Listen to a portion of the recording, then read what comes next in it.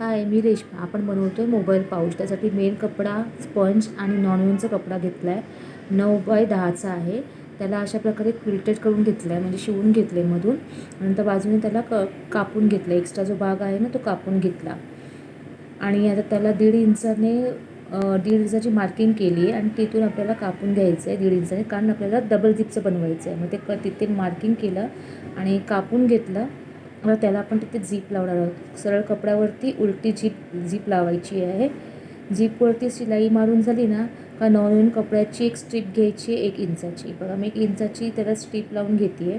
त्याच्यामुळे काय होतं, धागेदोरे आपले काहीच दिसणार नाही आणि फिनिशिंग खूप सुंदर येते. आणि अशा प्रकारे ही लावून घेते. तसंच त्याला टर्न मारून असं गोट टाईप करून पायपिंगसारखं करून त्याला पुन्हा एक दाब शिलाई मारून घेते. त्याच्यामुळे ती शिलाई पूर्ण पॅक होते आणि त्याच्यामुळे अजिबातही आपले धागेदोरे चेनमध्ये अडकणार नाहीत किंवा फसणार नाही.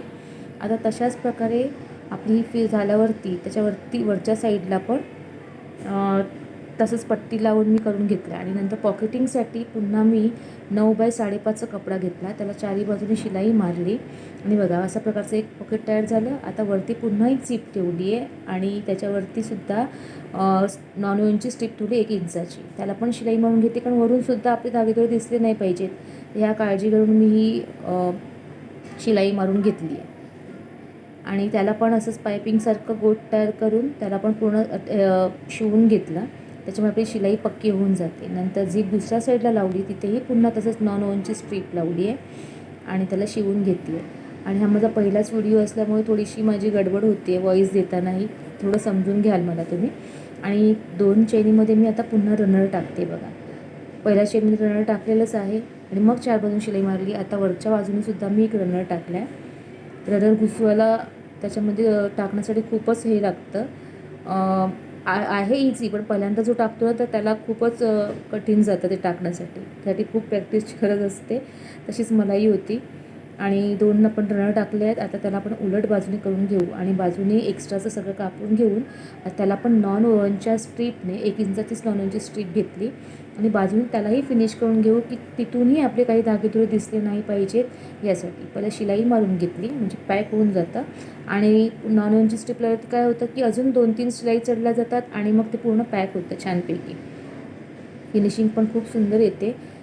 आणि बघा तुम्ही बघता व्हिडिओमध्ये दाखवल्याप्रमाणे मी त्याला फोल्ड करून कसं घेते आहे आणि नंतर मी स्ट्रीप लावते आहे. आणि त्या स्ट्रीपवरती पण मी 2 शिलाई मारल्या आहेत स्टार्टिंगला. तर आपण बॅक करून पुन्हा त्या लॉक करून घ्यायची.